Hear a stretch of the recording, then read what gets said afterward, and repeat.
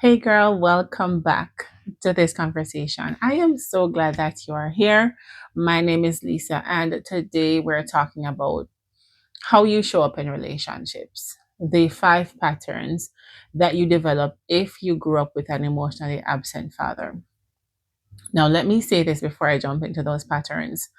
If you see yourself in any of these patterns, it's not a personality flaw. That's one.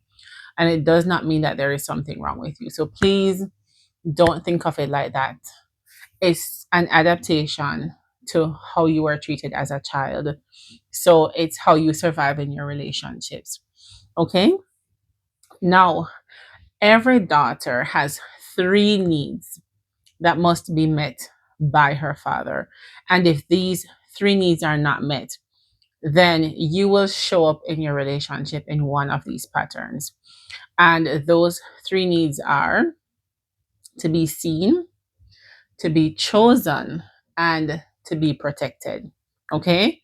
And I will go more into these three needs in my next video. But for this time around, we're going to be just talking about those five patterns. Okay. But like I said, if these three needs are not met, then these patterns will show up. Okay.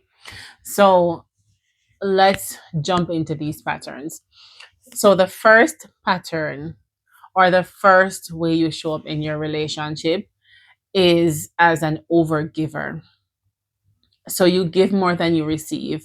You're the one carrying the relationship.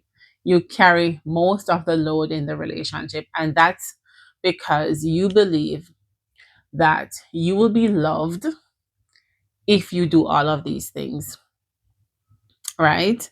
And so that's what you learned from your father, that love has to be earned because he didn't give it to you freely, and he only showed love when things were okay, when you were achieving, when you were doing things that made him happy.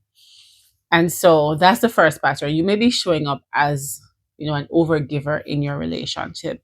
The second pattern is independent woman. You don't need anybody. You are self-reliant, you're strong, you don't want to depend on anybody. And that's because of the disappointment that you experienced from your father in childhood. He was not dependable. And so, because you don't want to be disappointed again, you have just shut yourself off and you are now depending on yourself. You're in control of everything. One of the drawbacks of this pattern is that you're not able to connect with others emotionally. So your relationships might be surface level, or it might be easy for you to cut off a relationship because you're so protected, right? And you're so self-reliant that you feel like you don't really need anybody. But truly what you want to do in a relationship is to be able to depend on someone, right? Because it's a give and take. You do your part, and then whoever you're in a relationship with, they do their part as well. So that's the second pattern. The third pattern is the approval seeker. And if you're an approval seeker, you're always asking the question, am I enough? Am I worth choosing? And again, remember the three needs that every daughter has: to be seen, to be chosen, to be protected. So if these needs are not met, you can become an approval seeker. You're always looking to be approved of by others. And so you don't want to do anything that somebody might disagree with, or they might get angry by. They might get upset if you do something. So you tend to withhold your thoughts and your own feelings in your relationships.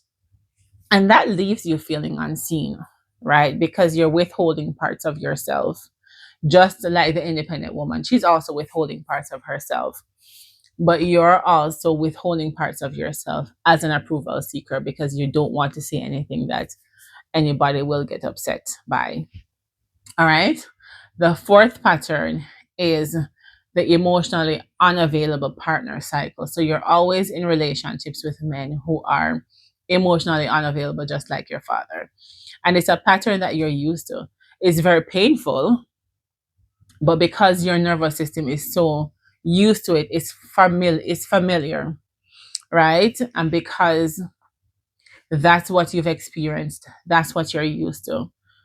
you always tend to be attracted to those men who are emotionally unavailable, but they can't seem to show up for you, right? They cannot have intimate conversations, and they tend to shut down when you want to have those deeper conversations. So you can see how that can cause problems in your relationship. And the number 5 is the self silencer. So this woman silences herself. She suppresses her own needs. She is just going along with everything that everybody else is doing in the relationship. She has trouble saying what her needs are. And that's because her father did not notice her needs. And maybe as a child, when her needs were expressed, they were shut down or they were ignored. And so she has resorted to just keeping those needs to herself. But that can be so frustrating, because if you can't share your needs with somebody else, then you're going to end up feeling unseen, feeling like I'm not worth it. Right? So those are the 5 patterns. And again, if you see yourself in any of these patterns, you're not broken.